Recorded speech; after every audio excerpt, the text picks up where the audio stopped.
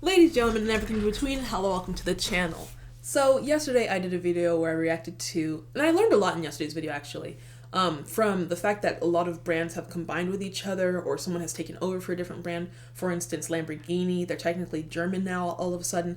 I didn't know that. I thought they were just like LaFerrari and very Italian, but we learned a lot about European car brands. The Peugeot that I was saying is actually Peugeot. The Renault is actually Renault or something like that. And a big thing that came from yesterday's video, I asked you guys, it was like, okay, well, these cars are cool and all, but what about the working man? You know, the man who has to go out and work at the railroad, or someone who has to haul lumber. And y'all were telling me, well, Favour, they're just going to get a van. And I was like, a van? Why not a truck? And so now I got me thinking, like, I should do a video like, why don't Europeans import American trucks like Chevy or Ford over to Europe? Because all in America, you see the German cars of Mercedes, BMW, you even see like Swedish Volkswagen, and the rich people with their Koenigseggs and McLarens, which are all European cars. But why don't Europeans then come and take American trucks and big cars? So today we're going to be checking that out. Subscribe if you're new here, like the video. Help me get to 10K over on Instagram. I think we passed like 6,000 the other day. So we're pretty close. Just help me over there. Follow me. It's all on the screen, Favour_Vera. And let's get into why Europeans don't like pickup trucks. That's just such a foreign thing, because as an American, you see them all day, every day. And especially me living in Texas, it's like, I could show, actually I'm not going to show you because y'all don't need to know where I live, but literally every single one of my neighbors in their front driveway has a truck. So it's just like a common thing in America. So it's weird to think that y'all don't like them or don't buy them. But let's see why anyway. There's nothing more American than cowboy hats, America. hot dogs, Walmart, and of course, pickup trucks. Every pickups. Is that really what we're known for? When you think of America, this is what you see? The disrespect. A damn cowboy hat, a hot dog, and Walmart. There's so much better about America than these three. Choking on a glizzy. And of course, pickup trucks. Chevy pickups have helped change the way America works and plays. Yeah. With the best gas mileage, and it's That's a damn lie. They get terrible gas mileage. Take the Ford F-150, for example. It's America's See, it's best-selling hauling, vehicle, it's got the and trailer. It has been for 42 consecutive years. Of course, across the pond, things are different. The best-selling cars are typically small hatchbacks like the Volkswagen Golf. See, the only people here who would buy a Volkswagen Golf are like the wannabe sporty boys who like couldn't afford an actual sports car. No disrespect, but that's the type of guys who drive those here. In fact, you'll rarely Golf ever see GTI. a citizen of Denmark driving a pickup truck. So, how did America fall in love with the pickup? And They're just why so didn't useful. Europe? Let's take a look. Cheddar. Okay. I like this beat too. In 1915, Chevrolet manufactured the Model 490. That also reminds me, we have to check out the very first car, which apparently was made by Germany, which makes sense because, again, they're known for the BMW, the Mercedes, all the, like, fancy cars, they're the ones who are producing that. And yet they still also were the ones who produced the very first car, so we got to do a video on that. Which was aptly named after the vehicle's listing price, $490. I wish I could But get these a vehicles new car came for with one $490. downside. They were sold with only the frames. So customers had to purchase the body, bed, and cab separately. What the fuck? And mostly from independent companies for an additional $100 plus. The all-American pickup capitalism. truck began to pick up momentum among the general public with the burgeoning automotive industry after World War I. Yeah. American industrialist Henry Ford first noticed the pickup trucks used by the U.S. military during the war, and he predicted there to be a market for something similar among the American working class. So he ramped up production on factory-built trucks like the Ford Model T Runabout, which, unlike its predecessor, included a pickup bed. Due to this early success, Ford released its new line of pickup trucks in 1948. I love the classic trucks The too. F-Series. Like classic cars in The general. F-Series encompasses They're both just so nice light-duty looking. and heavy-duty trucks. Like when I was in Brussels, Belgium, I went to, I don't remember the exact name of it. It was some automotive place, and there was an arch next to it with the Belgian flag and like some man on a horse on top of it. It was like a very pretty archway, and inside they had all these classic old cars. They even had some new ones. There was an Audi R8, Lexus LC500. Like, I don't know, I just really love cars, and I don't know where I got off topic here, but anyway. With the continuous success of the F-Series, Let me know other if you car know what I'm companies talking began about, to though. pick up on America's growing call for pickups. The Chevrolet CK, now known as the Silverado, was Chevy introduced Silverado. in 1975, and the first generation of the Dodge Ram in 1980. And over time, they got bigger and bigger. Yeah. But Europe was not taking part in this pickup truck boom. A smaller market for pickup trucks is First of all, where's the crosswalk for these people? And they're crossing like 6 lanes of traffic. I hope this is from a movie and not real life, because this is very dangerous. a smaller market for pickup trucks existed, but even that consisted of more Where's this compact crosswalk? Japanese models. For example, in the first half of 2017, 80,300 pickups were sold across Europe. Okay. Compare that number to the pickup market in the Oh, US, God. where 8 during million? the same period, over 200,000 mid-size pickups and over 1 million full-size pickups were sold. So why Yeah, it's a big hasn't the difference. pickup gained steam in Europe? Well, first, let's get the Gas. easy answer out of the way. They're Gas prices expensive. across Europe are more than twice as high as prices in the United States. Y'all didn't tell me that. Every day I'm complaining about having to spend $3 a gallon, $4 a gallon, and you're telling me you're out here spending 6 to 8? That's almost $10 a gallon. Even on a nurse's salary, I make pretty good money in America, but if gas was like $9 a gallon, I don't think, hell, I'd take an Uber at that point. Also, side note, a lot of people are telling me to come to Europe to work as a nurse.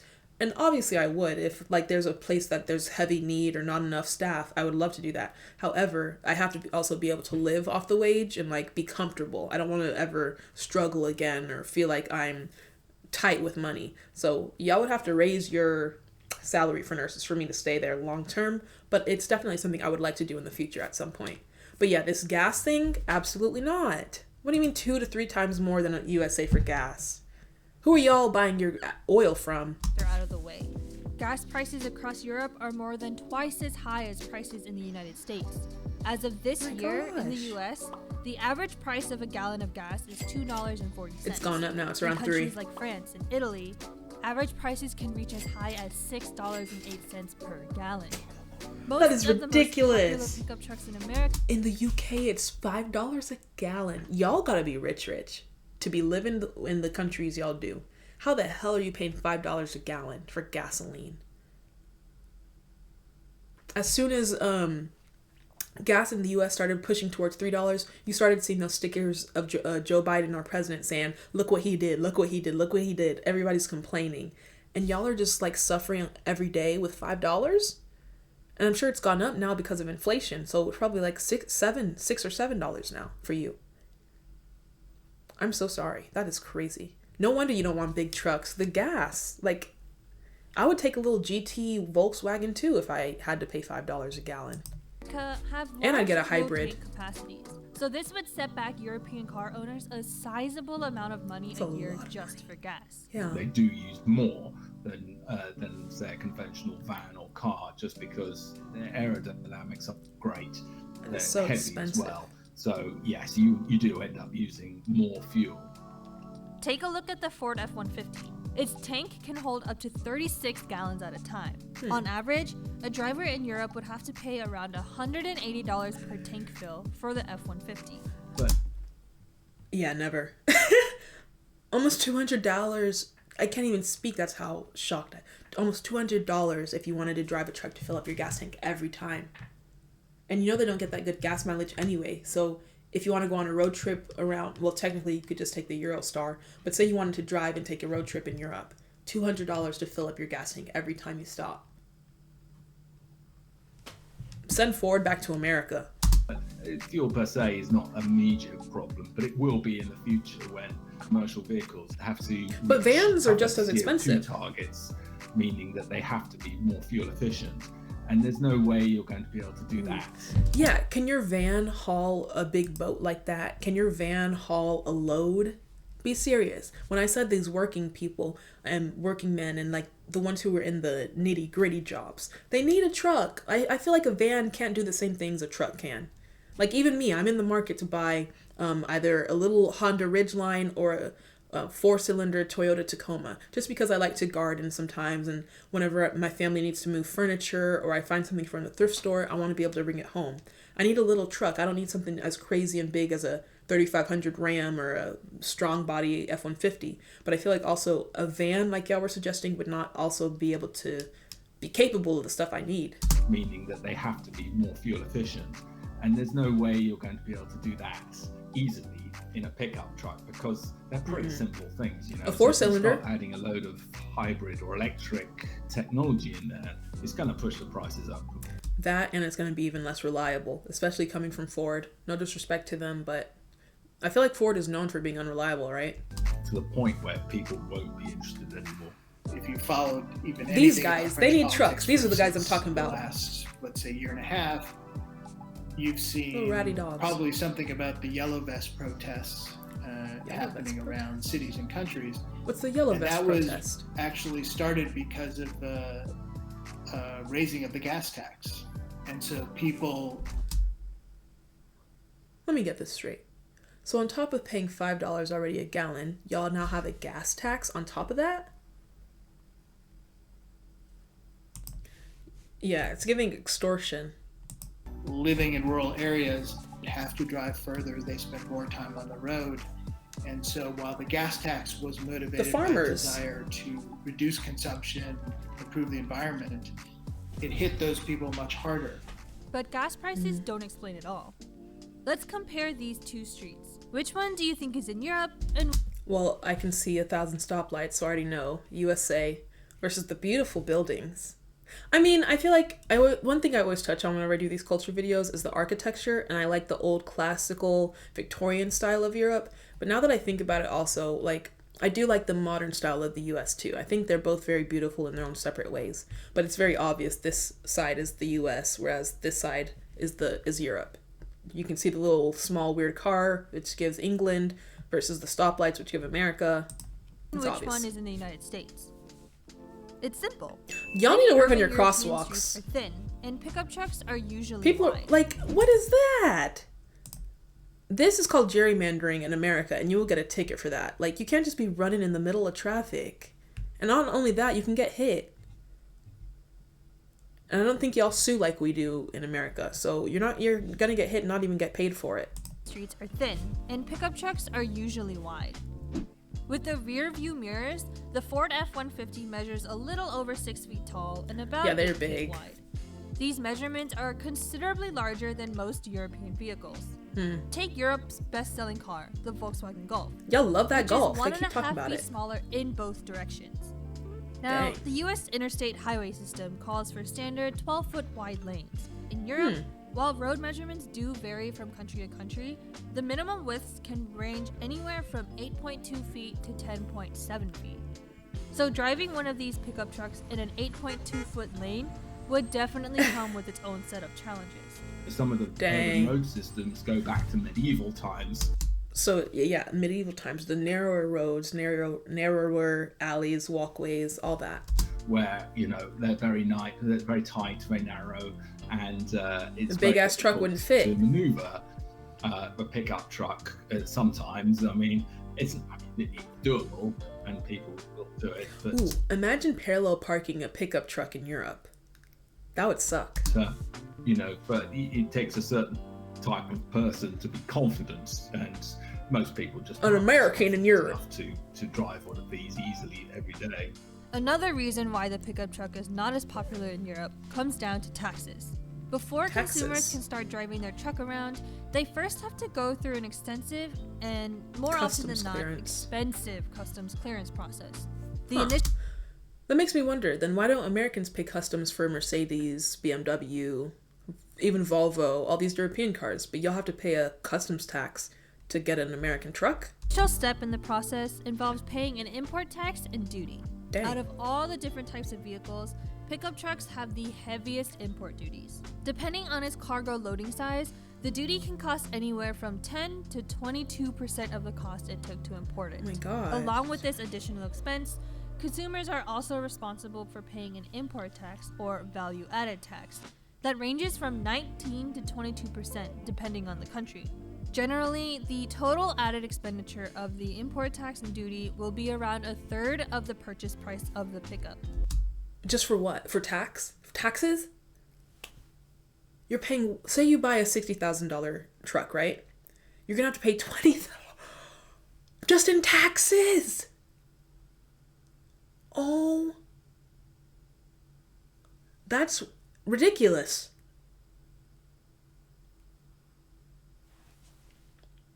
Unless my math is wrong, if you buy a $60,000 truck, you're going to be paying close to $20,000 in these taxes. That truck has now become an $80,000 truck, but again, it's still just a $60,000 truck. That's extortion. That's thievery. But who do you even blame? The government? You can't fight the government for making you pay taxes. That's crazy though. I wouldn't want a truck either if I were in Europe. And once these are paid, it's not multiple worth it. forms and documents are then required for processing. These documents are filed in order to Title, officially register registration, the vehicle within the country. all that. So this part of customs clearance can take a significant amount of time to complete. It's the same in the Lastly, US. The cultural significance of the pickup truck in America Texas. doesn't have the same effect on consumers in parts of Europe. The pickup truck Mudding? is Y'all don't go mudding? connected to almost this, I won't say cowboy image, but this sort of very almost Who cares? Western, independent, rugged individual. But what's wrong with that? That's freedom, that's fun, that's getting out in the wild and just having a good time, you and Earth. I like that image. I think that image is cool. Persona. Through its appearances and films, So and y'all are worried commercials, people will judge the you? pickup truck has become an icon of the rugged American outdoors. This particular aesthetic Ooh. doesn't resonate That's the to first that gen extent with the Tacoma. large population in Europe. Although many people in Europe love the outdoors, they don't not necessarily wanting to present themselves in the car they drive, the vehicle they drive as. But they'll present themselves in BMWs and Mercedes. I guess it's just difference in people. Yeah. This sort of hunt and shoot and fishing type, in the same way that perhaps they do in the States. Also, we don't tow in quite the same way. Despite all of these reasons, the pickup truck has seen some spurts of growing popularity in recent years. Okay, so what I'm getting is y'all don't like the lifted trucks, you don't like the trucks with the big light bars that like harass you on the road, but like something small like a Nissan Frontier or a 4-cylinder Tacoma, crew cab, that's more doable. You just don't like these big workload trucks. According to data gathered by JATO Dynamics, sales for the midsize pickup in Europe increased by 19% in the first half of 2017. Okay, so they're on the up. This can be credited to changes in government regulations. European countries started to enact stricter fuel economy laws and emission standards that caused the market for the traditional body-on-frame SUVs, like the Land Rover Defender, to dwindle. These SUVs were primarily used to haul large cargo like trailers and boats, and now that they were discontinued, European customers had to look elsewhere for such work. Crossovers? Forget it. Their small displacement engines wouldn't be able to provide enough torque needed to tow heavy equipment. Yeah, that's true. But I think a crossover, this is why I love hatchbacks and always will, because I feel like they aren't going to give you the maximum things that you need for hauling, towing or anything like that, but they like give you just enough for day-to-day use. So I love a hatchback, I love a crossover. In my opinion, the GT, Volkswagen, whatever that y'all drive is a bit too small, but something like this, a Jeep, what is this? It's not a Wrangler. Escape? I don't know. Whatever this is, I got the Lexus UX. I just love like smaller hatchbacks, like mid-size hatchbacks. I like them. And thus enters the mid-size pickup truck, most notably the Ford Ranger. Ford Ranger. With the exception of the Ranger, there still is little American presence. What about in the Maverick? Truck market.